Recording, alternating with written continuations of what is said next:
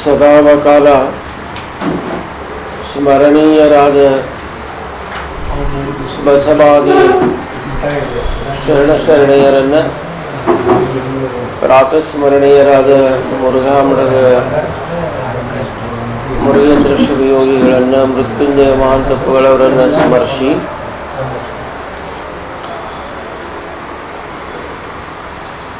ಆಡಳಿತ ಮಂಡಳಿಯ ಉಪಾಧ್ಯಕ್ಷರಾದ ನಾರಾಯಣ ಪದ್ಮಶೆಟ್ಟಿಯವರೇ, ಕಾರ್ಯದರ್ಶಿಗಳಾಗಿರುವಂತಹ ರತ್ನಹಳ್ಳಿಯವರೇ, ಕಟಿಗೆಯವರೇ, ಸುರೇಶ್ ಪಾಟೀಲ್ರೇ, ಜನಾಚಾರ್ಯವರೇ, ಎಲ್ಲರಿಗೂ ಶರಣಾರ್ಥಿಗಳು.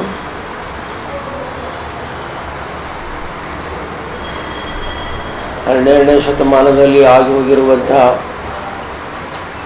ಬಸವಾದಿ ಶರಣರ ಬಳಿಹಿಡಿದು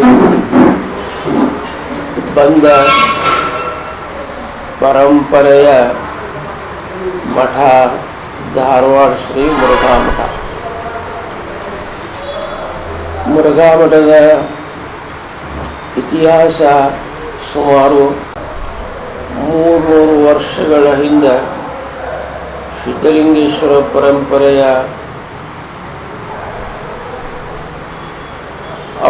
ಅವರ ಸಾಲಿನಲ್ಲಿ ಆಗಿ ಹೋಗಿರುವಂತಹ ಪೂಜ್ಯ ಗುರುಸಿದ್ಧ ಸ್ವಾಮಿಗಳು, ರುದ್ರಸ್ವಾಮಿಗಳು ಈ ಮಠದ ಸಂಸ್ಥಾಪಕರಾಗಿರುವಂಥವು.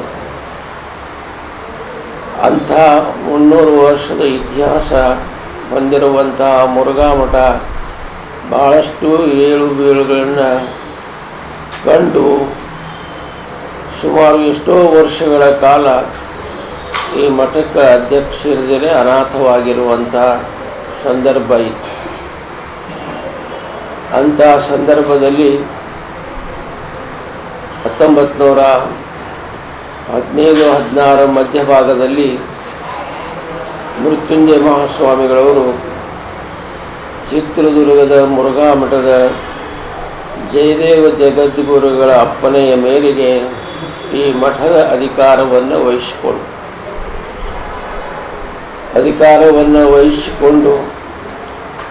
ವರ್ಷ 2 ವರ್ಷದಲ್ಲಿನೇ ಮುರುಘಾಮಠವನ್ನು ಶುಚಿರ್ಭೂತಗೊಳಿಸಿ ಬಡ ಮಕ್ಕಳಿಗೆ ಜಗದ್ಗುರು ಮುರುಘರಾಜೇಂದ್ರ ಪ್ರಸಾದ್ ನಿಲಯ ಅಂತನ್ನೋದನ್ನು ಪ್ರಾರಂಭ ಮಾಡಿದ್ರು. ಅದೇ ತಾನೇ ಕರ್ನಾಟಕ ಕಾಲೇಜ್ ಧಾರವಾಡದಲ್ಲಿ ಸ್ಥಾಪಿತವಾಗಿತ್ತು.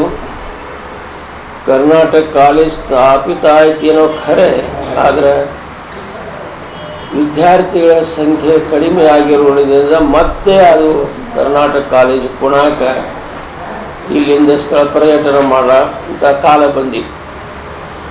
ಆ ಸಂದರ್ಭದಲ್ಲಿ ಮೃತ್ಯುಂಜಯ ಸ್ವಾಮಿಗಳು ಧೈರ್ಯವಾಗಿ ನಿಂತು, ನಾವು ವಿದ್ಯಾರ್ಥಿಗಳು ಬರುವಂಗೆ ಮಾಡ್ತೀವಿ, ಮುರುಘಾಮಠದಲ್ಲಿ ಹಾಸ್ಟೆಲ್ ಪ್ರಾರಂಭ ಮಾಡ್ತೀವಿ, ಮಠದೊಳಗೆ ಪ್ರಸಾದ ನಿಲಯ ಪ್ರಾರಂಭ ಆಗೈತಿ ಅಂದರೆ ಗ್ರಾಮೀಣ ಜನಗಳು ಮಕ್ಕಳನ್ನು ಕಳಿಸ್ತಾರೆ, ಮುಂದೆ ಕಾಲೇಜಿಗೆ ಅನುಕೂಲ ಆಗುತ್ತೆ ಅನ್ನುವ ಸದ್ಭಾವನೆಯನ್ನು ಇಟ್ಟುಕೊಂಡು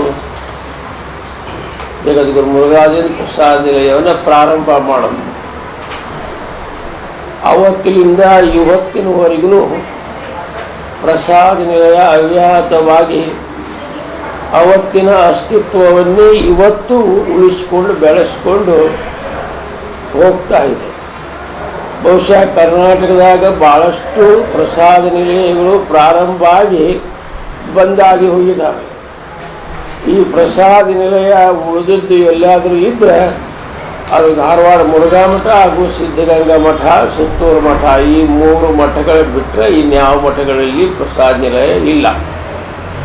ಅಂಥ ಅಸ್ತಿತ್ವವನ್ನು, ಜೀವಂತಿಕೆಯನ್ನು ಮುರುಘಾಮಠ ಉಳಿಸ್ಕೊಂಡು ಬೆಳೆಸ್ಕೊಂಡು ಬಂದದ್ದು ಜ್ವಲಂತ ಸಾಕ್ಷಿ. ಇವತ್ತು ಕೂಡ ಅದೇ ಶಿಸ್ತು, ಅದೇ ಸಿಸ್ಟಮ್. ಅವತ್ತು ಮೃತ್ಯುಂಜಯ ಮಹಾಸ್ವಾಮಿ ಕಾಲದಲ್ಲಿ ಆಗಿರುವಂಥ ಜಗದ್ಗುರು ಮುರುಘರಾಜೇಂದ್ರ ನಿಲಯದ ಟ್ರಸ್ಟು ಇವತ್ತು ಕೂಡ ಅದು ತನ್ನ ಅಸ್ತಿತ್ವ ಉಳಿಸ್ಕೊಂಡು ಮಠದ ರಕ್ಷಣೆಯನ್ನು ಮಾಡಿಕೊಂಡು ಮಠದ ಎಲ್ಲ ವ್ಯವಹಾರಗಳನ್ನು ನೋಡಿಕೊಂಡು ಇವತ್ತು ಹೋಗ್ತಾ ಇರೋದ್ರಿಂದ ಟ್ರಸ್ಟ್ ಬೆನ್ನೆಲುಬಾಗಿರೋದ್ರಿಂದ ಭಾಳಷ್ಟು ಇದಕ್ಕೆ ಪೂರಕವಾಗಿ ನಿಂತಿರೋದ್ರಿಂದ ಈಗ ಅತ್ಯದ್ಭುತವಾಗಿ ಮಠ ತನ್ನ ಅಸ್ತಿತ್ವವನ್ನು ಉಳಿಸ್ಕೊಂಡು ಹೊಂಟಿದ್ದು ಒಂದು ದೊಡ್ಡ ಇತಿಹಾಸ ಅಂತ ಹೇಳ್ಬೋದು. ಇಂಥ ಮುರುಘಾ ಮಠದಲ್ಲಿ 1928ರಲ್ಲಿ ಮೃತ್ಯುಂಜಯ ಮಹಾಸ್ವಾಮಿಗಳು ತಮ್ಮ ಗುರುಗಳಾಗಿರುವಂಥ ಅತ್ರಿ ಮುರುಗೇಂದ್ರ ಮಹಾಶ್ರೀ ಯೋಗಿಗಳನ್ನು ಪ್ರತಿಷ್ಠಾಪಿಸಿದರು. ಅಮೃತಶಿಲಾ ಪುತ್ಥಳಿಯನ್ನು ರಾಜಸ್ಥಾನ್ ಜೈಪುರದಲ್ಲಿ ಅಮೃತಶಿಲಾ ಪುತ್ಥಳಿಯನ್ನು ನಿರ್ಮಿಸಿ ಮುರುಘಾ ಮಠದಲ್ಲಿ 1928ರಲ್ಲಿ ಸ್ಥಾಪಿಸಿದರು. ಆವತ್ತಿನಿಂದ ಪ್ರಾರಂಭವಾಗಿರುವಂಥ ಜಾತ್ರಾ ಮಹೋತ್ಸವ ಇವತ್ತು ಕೂಡ ಅದು ಅಚಾನವಾಗಿ ನಡ್ಕೊಂಡು ಸುಮಾರು ಈಗ 96ನೇ ಜಾತ್ರಾ ಮಹೋತ್ಸವ ಈಗ ಮುರುಘಾ ಮಠದಲ್ಲಿ ಹಾವೇರಿ ಪೇಟೆಯಲ್ಲಿ ಮೃತ್ಯುಂಜಯ ನಗರದಲ್ಲಿ ಜರುಗ್ತಾ ಇದೆ. 8ನೇ ತಾರೀಕಿಗೆ ದರ್ಶನ ಪ್ರವಚನ ಮುಗಿತದೆ, ವಚನ ದರ್ಶನ ಪ್ರವಚನ ಮುಗಿತದೆ. 19ರಿಂದ 22ರವರೆಗೆ ಜಾತ್ರಾ ಮಹೋತ್ಸವದ ವಿಶೇಷ ಕಾರ್ಯಕ್ರಮಗಳು ಜರುಗ್ತಾ ಇದ್ದಾವೆ. ಬಹುಶಃ 22ನೇ ತಾರೀಕಿಗೆ ಸಾಯಂಕಾಲ 7 ಗಂಟೆಗೆ ಜಾತ್ರಾ ಮಹೋತ್ಸವದ ವಿಶೇಷ ಉದ್ಘಾಟನೆ ಸಮಾರಂಭ. ಅಂದಿನ ಸಮಾರಂಭಕ್ಕೆ ಅನೇಕ ಮೂರ್ತಿಗಳು, ಆಮೇಲೆ ಮಾನ್ಯ ಶ್ರೀ ಶಂಕರ್ ಬಿದಿರಿಯವರು ಆ ಕಾರ್ಯಕ್ರಮದ ಉದ್ಘಾಟನೆಯನ್ನು ಮಾಡ್ತಾರೆ. ರಾಜಕಾರಣಿಗಳು, ಭಾಷಣಕಾರರು, ಸಂಗೀತಗಾರರು ಬರ್ತಾರೆ. ಅವತ್ತದು ಪ್ರಾರಂಭಗೊಳ್ತಾರೆ. ಮತ್ತು 20 ತಾರೀಕು, 21 ತಾರೀಕು, 22 ತಾರೀಕು ಮತ್ತು 3 ದಿವಸ ವಿಶೇಷ ಕಾರ್ಯಕ್ರಮ, ವಿಶೇಷ ಉಪನ್ಯಾಸ, ವಿಶೇಷ ಸಂಗೀತ ಕಾರ್ಯಕ್ರಮಗಳು ಜರುಗ್ತವೆ.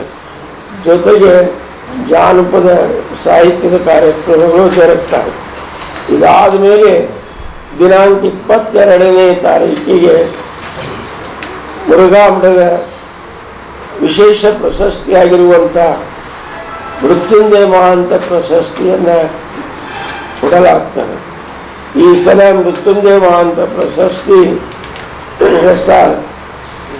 ಸರ್ ಗುಂಜಾಳ್ ಸರ್ ಅವರಿಗೆ ಕೊಡುವುದು ಅಂತ ತಿಳ್ಕೊಂಡು ನಮ್ಮ ಸಮಿತಿಯವರು ಹಾಗೂ ನಮ್ಮ ಸಾಹಿತಿಗಳು ಎಲ್ಲರೂ ಸೇರಿಕೊಂಡು ನಿರ್ಧರಿಸಿ ಈ ಸಲ ಸರ್ ಗುಂಜಾಳ್ ಅವರಿಗೆ ಮೃತ್ಯುಂಜಯ ಮಹಾಂತ ಪ್ರಶಸ್ತಿ 1,00,000 ರೂಪಾಯಿ ನಗದ ಹಣ ಜೊತೆಗೆ ಪ್ರಶಸ್ತಿ ಪತ್ರ ಇತ್ಯಾದಿಗಳನ್ನು ಕೊಟ್ಟು ಅವರನ್ನು ಗೌರವಿಸಲಾಗ್ತದೆ. ಅವತ್ತು ಗದಗಿನ ತೋಂಟದಾರ್ಯ ಜಗದ್ಗುರುಗಳ ಸಾನ್ನಿಧ್ಯದಲ್ಲಿ ಹಾಗೂ ಹಾರನಹಳ್ಳಿ ಕೋಡಿಮಠದ ಶಿವಾನಂದ ಸ್ವಾಮಿಗಳ ಸಮ್ಮುಖದಲ್ಲಿ ಕಾರ್ಯಕ್ರಮ ಜರುಗ್ತದೆ. ಇದರ ಜೊತೆಯಲ್ಲಿಯೇ ಸಾಯಂಕಾಲ ಈ ಪ್ರಶಸ್ತಿ ಕೊಡುವುದ ಪೂರ್ವದಲ್ಲಿ ನಮ್ಮ ಶ್ರೀ ಮುರುಘಾ ಮಠದಲ್ಲಿ ಜಗಜ್ಯೋತಿ ಬಸವೇಶ್ವರ ವಿದ್ಯಾರ್ಥಿ ಭವನ ಸುಮಾರು 1.5 ಕೋಟಿ ರೂಪಾಯಿ ಮಿಗಿಲಾಗಿ ವೆಚ್ಚ ಮಾಡಿ ಸುಮಾರು 36 ರೂಮುಗಳನ್ನು ಭಾಳ ಸುಸಜ್ಜಿತವಾಗಿ ಕಟ್ಟಿಸಿರುವಂಥ ಭವ್ಯ ದಿವ್ಯ ಕಟ್ಟಡ. ಆ ಕಟ್ಟಡದ ಉದ್ಘಾಟನೆಯನ್ನು ಕೂಡ ಮಾನ್ಯ ಮಂತ್ರಿಗಳಾಗಿರುವಂಥ ಎಂ ಬಿ ಪಾಟೀಲ್ ಅವರು ಉದ್ಘಾಟನೆ ಮಾಡುವ ವಿಚಾರ ಈಗಾಗಲೇ ನಿರ್ಧರಿಸಲಾಗಿದೆ. ಅದಾದ ಮೇಲೆ ಇಲ್ಲಿ ನಮ್ಮ ಮಹಾಂತ ಪ್ರಸಾದ್ ನಿಲಯದ ಮೇಲ್ಭಾಗದಲ್ಲಿ ಶ್ರೀ ನರೇಂದ್ರ ಶಿವಯೋಗೀಶ್ವರ ಸಭಾಭವನ ಅನ್ನತಕ್ಕಂಥದ್ದು, ಅದು ಸುಮಾರು 1.5 ಕೋಟಿ ರೂಪಾಯಿ ವೆಚ್ಚದಿಂದ ಕಟ್ಟಿರುವಂಥದ್ದು. ಬಹುಶಃ ನೋಡುವಷ್ಟರ ಮಟ್ಟಿಗೆ ಕುಂತು ಅಲ್ಲೇ ಸಂತೋಷ ಪಡುವಷ್ಟರ ಮಟ್ಟಿಗೆ ಆ ಭವ್ಯ ಸಭಾಭವನ ಆಗಿದೆ. ಅದಕ್ಕೆಲ್ಲ ಆಡಳಿತ ಮಂಡಳಿಯ ಉಪಾಧ್ಯಕ್ಷರಾಗಿರುವಂಥ ನಾಗಣ್ಣ ಪಟ್ಟಣಶೆಟ್ಟಿಯವರು ಉಳಿದ ಸದಸ್ಯರು ನಮ್ಮೊಂದಿಗೆ ಇದ್ದು ಭಾಳಷ್ಟು ಸುವ್ಯವಸ್ಥೆಯಿಂದ 2 ಕಟ್ಟಡಗಳನ್ನು ಮುಗಿಸಿದ್ದಾರೆ. ಆ ಕಟ್ಟಡವೂ ಕೂಡ ಬಸವರಾಜ ಬೊಮ್ಮಾಯಿಯವರಿಂದ ಉದ್ಘಾಟನೆಗೊಳ್ಳಲಿದೆ. ಇದಾದ ಮೇಲೆ ಮೃತ್ಯುಂಜಯ ಮಹಾಂತ ಪ್ರಶಸ್ತಿ ಆ ಕಾರ್ಯಕ್ರಮದಲ್ಲಿ ಅನೇಕ ರಾಜಕಾರಣಿಗಳು, ಸಂಗೀತಗಾರರು ಇತ್ಯಾದಿಗಳು ಆಗಮಿಸ್ತಾರೆ. ಇವಿಷ್ಟು ವಿನೂತನ ಸನಾತನ ಕಾರ್ಯಕ್ರಮಗಳು. ಇದಾದ ಮೇಲೆ 23ನೇ ತಾರೀಕಿಗೆ 4 ಗಂಟೆಗೆ ಮುರುಗೇಂದ್ರ ಶ್ರೀಗಳ ಮಹಾರಥೋತ್ಸವ ಜರುಗ್ತವೆ. ಮಧ್ಯಾಹ್ನ ಸುಮಾರು 12 ಗಂಟೆಯಿಂದ ರಾತ್ರಿ 12ರವರೆಗೆ ವಿಶೇಷ ಮಹಾದಾಸೋಹವು ಕೂಡ ಲಕ್ಷಾಂತರ ಜನರಿಗೆ ನೆರವೇರ್ತಾ ಇದೆ. ಇಂಥ ಎಲ್ಲ ಮುರುಘಾಮಠದ ವಾರೋಪತ್ತಿನ ಕಾರ್ಯಕ್ರಮದಲ್ಲಿ ಭಕ್ತ ಮಹಾಶಯರು ಶ್ರದ್ಧಾಭಕ್ತಿಯಿಂದ ಭಾಗವಹಿಸಿ ಕಾರ್ಯಕ್ರಮದೊಳಗೂ ಭಾಗವಹಿಸಿ ಪೂಜ್ಯ ಗುರುಗಳ ದರ್ಶನ ಆಶೀರ್ವಾದವನ್ನು ಪಡೆದು ಸತ್ಶ್ರವಣವನ್ನು ಕೇಳಿ ಸತ್ಸುಖಿಗಳಾಗಬೇಕು ಅಂತ ಅನ್ನೋದೇ ನಮ್ಮ ಉದ್ದೇಶ ಆಗಿ ತಿಳ್ಕೊಂಡು ಹೇಳ್ತಾ, ಇಂಥ ಎಲ್ಲ ವಿಚಾರಗಳನ್ನು ತಮ್ಮ ಮಾಧ್ಯಮದಲ್ಲಿ ಪತ್ರಿಕೆಗಳಲ್ಲಿ ತಾವು ಪ್ರಕಟಿಸಿ ನಮ್ಮ ನಾಡಿಗೆ ಮುರುಘಾ ಮಠದಲ್ಲಿ ನಡೆಯುವಂಥ ಜಾತ್ರೆ ಕಾರ್ಯಕ್ರಮ ಇತ್ಯಾದಿಗಳ ಪರಿಚಯವನ್ನು ಮಾಡಬೇಕು ಹಾಗೆ ಅಂತ ತಿಳ್ಕೊಂಡು ಮಾಧ್ಯಮದ ಸದಸ್ಯರಲ್ಲಿ ನಾವು ಕೇಳಿಕೊಂಡು ನಮ್ಮ ಈ ವಿಶೇಷ ಮಾತುಗಳನ್ನು ಮುಗಿಸ್ತೀವಿ. ಸ್ಪರ್ಧೆ, ನಾಟಕ, ಕುಸ್ತಿ ಮತ್ತು ಭಾವನಾತ್ಮಕ ಕಾರ್ಯಕ್ರಮಗಳು, ಭಜನಾ ಮೇಳ, ಇನ್ನೂ ಅನೇಕ ಕಾರ್ಯಕ್ರಮಗಳು ಜರುಗ್ತಾ ಇದ್ದಾವೆ. ಅದು ಒಂದು ವಿಶೇಷ. ಅದರಲ್ಲಿಯೂ ಕೂಡ ಎಲ್ಲರೂ ಸಕ್ರಿಯವಾಗಿ ಭಾಗವಹಿಸಬೇಕು ಅಂತ ತಿಳ್ಕೊಂಡು ಹೇಳಕ್ಕೆ ಬಯಸ್ತೀನಿ.